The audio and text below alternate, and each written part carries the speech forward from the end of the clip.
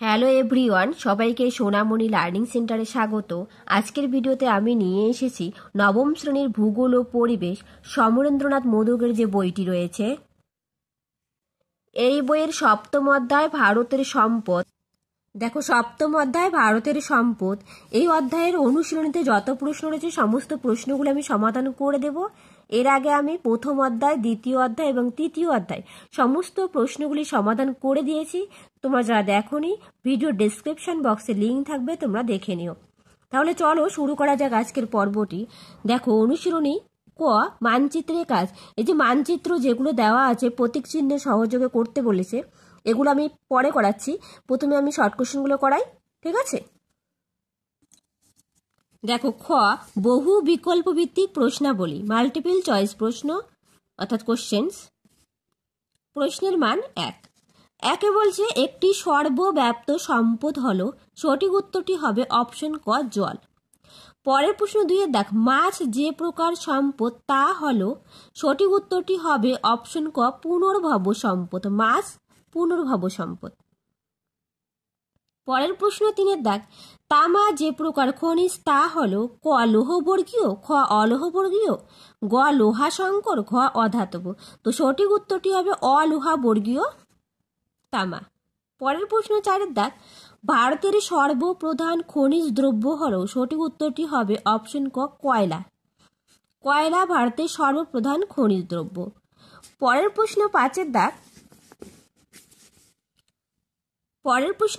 দেখ, তরল বা কালো সোনা বলা হয় যে খনিজকে, তা হলো, সঠিক উত্তরটি হবে অপশন ক, খনিজ তেল। খনিজ তেলকে তরল সোনা বলা হয়। পরের প্রশ্ন 6 দেখ, ভারতের বৃহত্তম খনিজ তেল উত্তোলক রাজ্য হলো, ক মহারাষ্ট্র, খ গুজরাট, গ অসম, ঘ তামিলনাড়ু। সঠিক উত্তরটি হবে অপশন ক, মহারাষ্ট্র। পরের প্রশ্ন 7 দেখ, সর্বোৎকৃষ্ট কয়লা হলো, ক পিট কয়লা, খ লিগনাইট, গ বিটুমিনাস, ঘ অ্যান্থ্রাসাইট। তো সঠিক অপশনটা হবে ঘ অ্যান্থ্রাসাইট। অ্যান্থ্রাসাইট হলো সর্বোৎকৃষ্ট কয়লা। পরের প্রশ্ন 8 দেখ, একটি অপ্রচলিত শক্তি সম্পদ হলো, বায়ুবিদ্যুৎ, তাপবিদ্যুৎ, নাকি জলবিদ্যুৎ, নাকি পারমাণবিক বিদ্যুৎ। তো সঠিক উত্তরটি হবে বায়ুবিদ্যুৎ। অপ্রচলিত শক্তি কোনগুলো? বায়ু শক্তি, সৌরশক্তি, ভূতাপ শক্তি, জোয়ার ভাটা শক্তি, এগুলো, ঠিক আছে? এরপর দেখো, গ অতি সংক্ষিপ্ত উত্তরধর্মী প্রশ্নাবলী, very short answer type question. প্রশ্নের মান 1। শূন্যস্থান পূরণ করো। 1 দাগে বলেছে সম্পদের সর্বপ্রধান বৈশিষ্ট্য হলো ড্যাশ। তো এখানে লেখার জায়গা নেই, আমি খাতায় লিখেছি, তোমরা একটু দেখে নাও। দেখো, সম্পদের সর্বপ্রধান বৈশিষ্ট্য হলো উপযোগিতা। তোমরা লিখে নাও প্রত্যেকে বইয়ে, আর যাদের বই নেই তোমরা অবশ্যই খাতায় নোট ডাউন করবে। এরপর দেখো 2 দাগ, সম্পদ সংরক্ষণের একটি পদ্ধতি হলো ড্যাশ। উত্তর, সম্পদ সংরক্ষণের একটি পদ্ধতি হলো অপচয় বন্ধ করা। পরের প্রশ্ন 3 দাগ, ড্যাশ হলো একটি অদ্বিতীয় সম্পদ। উত্তর দেখে নাও। ক্রায়োলাইট হলো একটি অদ্বিতীয় সম্পদ। পরের প্রশ্ন 4 দাগ, একটি জ্বালানি খনিজ হলো ড্যাশ। উত্তর, একটি জ্বালানি খনিজ হলো কয়লা।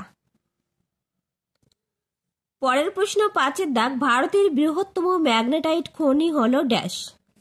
উত্তর, ভারতের বৃহত্তম ম্যাগনেটাইট খনি হলো কুদ্রেমুখ। এই কুদ্রেমুখ কোথায় অবস্থিত? কর্ণাটকে, এটা মনে রাখবে। পরের প্রশ্ন 6 দাগ, ভারতের অধিকাংশ কয়লা ড্যাশ যুগের। উত্তর, ভারতের অধিকাংশ কয়লা গন্ডোয়ানা যুগের। মনে রাখবে, গন্ডোয়ানা যুগ 98% অর্থাৎ 98% কয়লা গন্ডোয়ানা যুগের কয়লা, আর মাত্র 2% কয়লা টারশিয়ারি যুগের কয়লা। পরের প্রশ্ন 7 দাগ, একটি হাইড্রোকার্বন হলো ড্যাশ। চলো এই উত্তরটা দেখে নেওয়া যাক। দেখো, একটি হাইড্রোকার্বন হলো পেট্রোলিয়াম। পেট্রোলিয়াম বানানটা একটু দেখে নিয়ে পয় একার হবে শুধু, ঠিক আছে? দেখো, আমি আবার লিখে দিলাম পেট্রোলিয়াম। পরের প্রশ্ন 8 দাগ, তাপবিদ্যুৎ উৎপাদনে ভারত বিশ্বে ড্যাশ। উত্তর, তাপবিদ্যুৎ উৎপাদনে ভারত বিশ্বে 4র্থ স্থান অধিকার করে। দেখো এরপর দেখো সত্য বা মিথ্যা লেখো। তার আগে বলে রাখি, তোমরা যারা নতুন প্লিজ চ্যানেলটা সাবস্ক্রাইব করে পাশে থাকবে, আর যদি ভিডিওটা ভালো লেগে থাকে একটা লাইক, শেয়ার অ্যান্ড কমেন্ট করবে। দেখো একের দাগে বলেছে জনসংখ্যা হলো একটি সাংস্কৃতিক সম্পদ।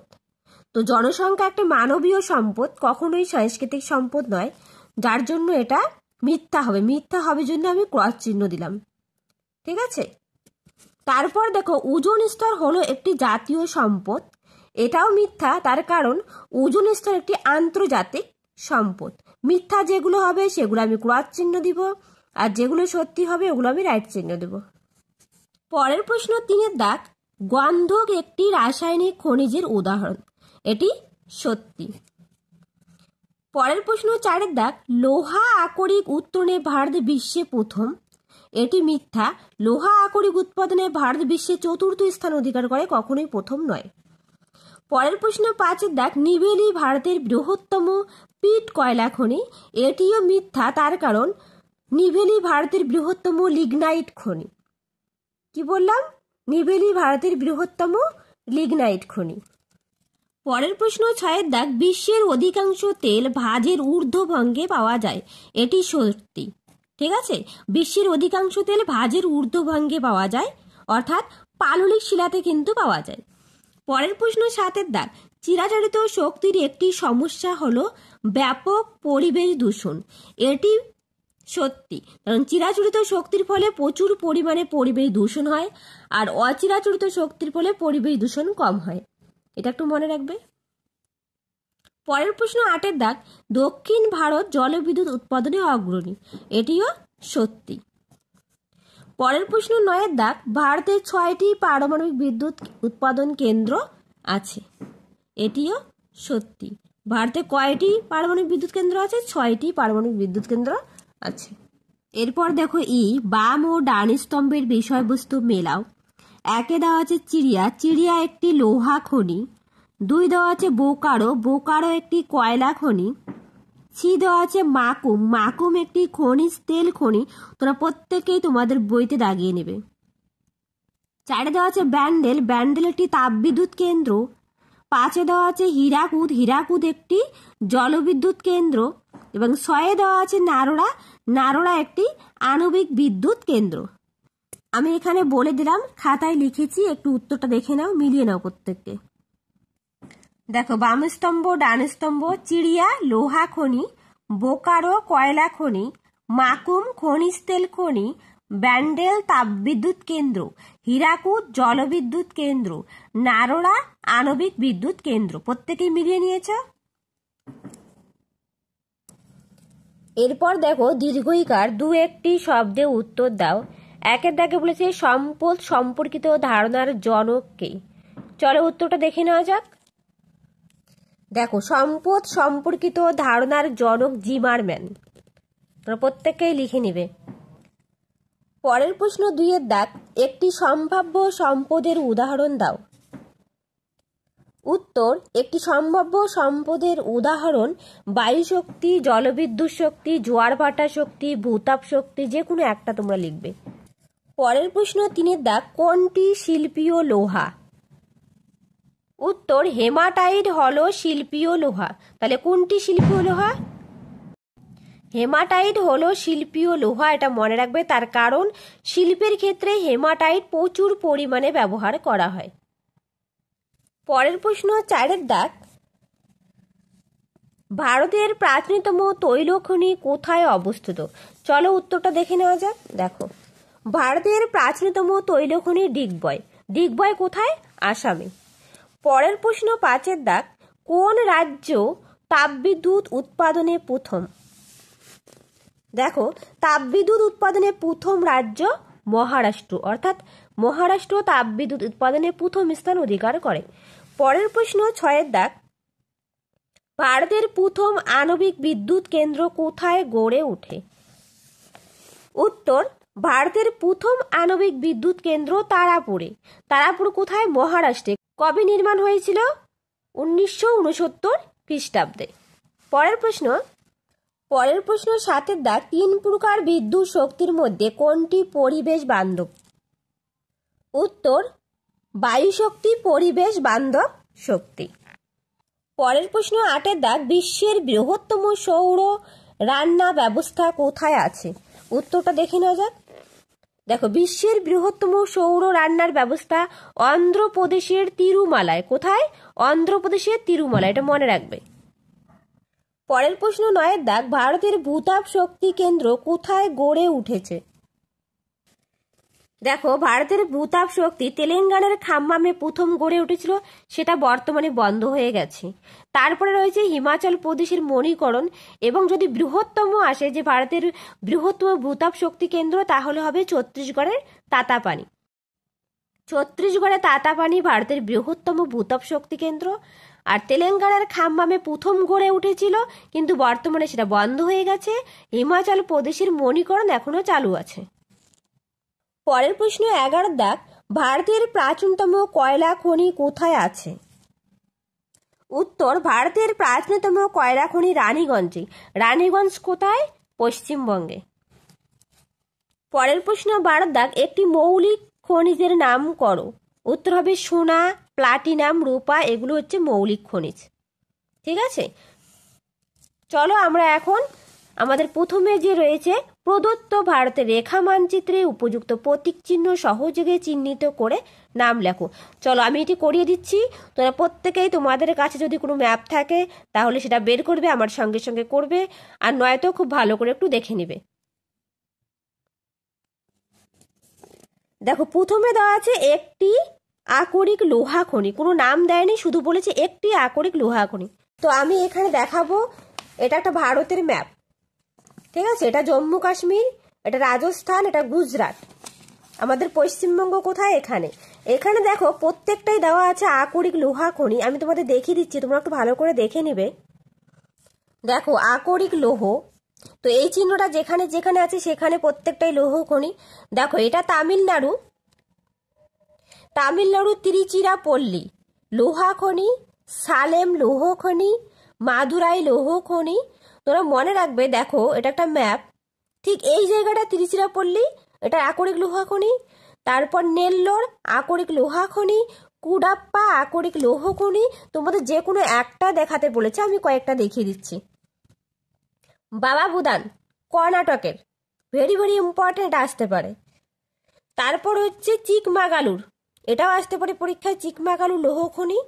তারপর দেখো এদিকে এই যে উড়িষ্যার গরু মহিষিনী, নোয়ামুন্ডি, বাদাম পাহাড়, বোনাই, এই কয়েকটা ভেরি ভেরি ইম্পর্টেন্ট। বোনাই, বাদাম পাহাড়, গরু মহিষিনী, নোয়ামুন্ডি, সম্বলপুর, এগুলো প্রত্যেকটাই লৌহ খনি। এই জায়গাগুলো খুব ইম্পর্টেন্ট, তোমাদের যে কোনো একটা জায়গার নাম তুলে দিতে পারে। এরপর দেখো 2-এর দাগে দেওয়া আছে একটি বায়ু শক্তি কেন্দ্র। যে কোনো বায়ু শক্তি কেন্দ্র দেখাতে বলেছে। দেখো, বায়ু শক্তি কেন্দ্র এখানে গুজরাট, এটা গুজরাট, হ্যাঁ ঠিক এই জায়গাটায় লাম্বা গুজরাটের বৃহত্তম বায়ু শক্তি কেন্দ্র। কি বললাম, এটা সম্পূর্ণ এই জায়গাটা গুজরাট, এই জায়গাটা সম্পূর্ণ গুজরাট, ঠিক এই যে এই জায়গাটা লাম্বা, একটু দেখে নাও, এটা লাম্বা। এরপর দেখো 3-এ একটি লিগনাইট কয়লা খনি। তো লিগনাইট কয়লা খনি নেভেলি, আমরা সবাই জানি নেভেলি ভারতের বৃহত্তম লিগনাইট কয়লা খনি। চলো দেখিয়ে দিচ্ছি। দেখো, এটা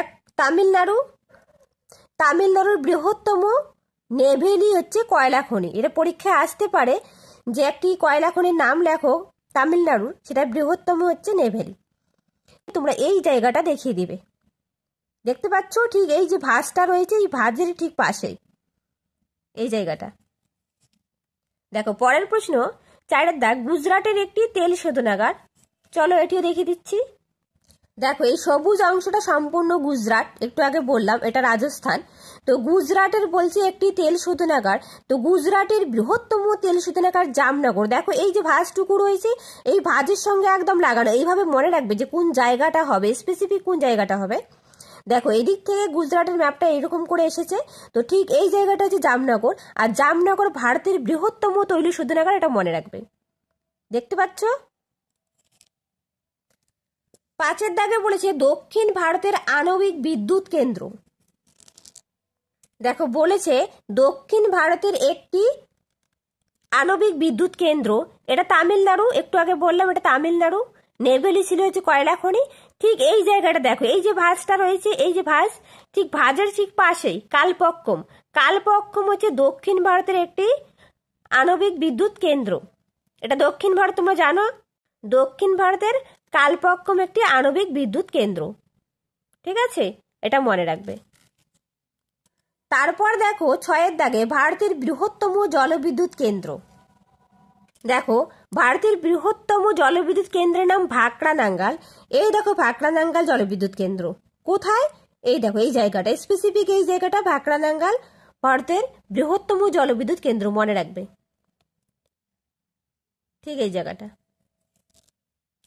পরের প্রশ্ন 7 দাগ, পূর্ব ভারতের একটি তাপবিদ্যুৎ কেন্দ্র। দেখো এটা পূর্ব ভারত, এটা উত্তর ভারত, এটা পশ্চিম ভারত, এটা দক্ষিণ ভারত। তো এটা পূর্ব ভারত। পূর্ব ভারতের মধ্যে ব্যান্ডেল, পশ্চিমবঙ্গের ব্যান্ডেল, দুর্গাপুর, বক্রেশ্বর, ফারাক্কা এইসব তাপবিদ্যুৎ কেন্দ্র। পশ্চিমবঙ্গে দেখো টিটাগড়, এই যে জায়গাগুলো টিটাগড়, ব্যান্ডেল, দুর্গাপুর, সাঁওতালডিহি, কোলাঘাট, তালচের, উড়িষ্যার তালচের, এগুলো কি তাপবিদ্যুৎ কেন্দ্র। এরপর দেখো বলেছে 8 দাগ, একটি সৌর শক্তি বিদ্যুৎ কেন্দ্র, অর্থাৎ সৌরশক্তি কেন্দ্র। চলো এটি দেখে দিচ্ছি। সৌরশক্তি কেন্দ্র পশ্চিমবঙ্গেই রয়েছে। এই দেখো একদম নিচে কাকদ্বীপ। কাকদ্বীপ একটি সৌরশক্তি কেন্দ্র, দেখো দেখতে পাচ্ছ একদম নিচে রয়েছে সুন্দরবনের এই জায়গাটায়, এই জায়গাটাতে রয়েছে কাকদ্বীপ। তাহলে আজ এই পর্যন্ত রইল। মানচিত্রগুলো আমি দেখিয়ে দিলাম। তোমরা যদি মানচিত্র নিয়ে কোনো ভিডিও চাও তাহলে আমি অবশ্যই দিব, কমেন্ট বক্সে কমেন্ট করবে। আজ আমি সমস্ত শর্ট কোশ্চেনগুলো করিয়ে দিলাম। এরপরে আমি সংক্ষিপ্ত উত্তরধর্মী প্রশ্নাবলী, সংক্ষিপ্ত ব্যাখ্যামূলক প্রশ্নাবলী, দীর্ঘ উত্তরধর্মী প্রশ্নাবলী এগুলো করিয়ে দেবো। যারা চ্যানেলটি সাবস্ক্রাইব করোনি তারা প্লিজ সাবস্ক্রাইব করে পাশে থাকবে। Thank you everyone.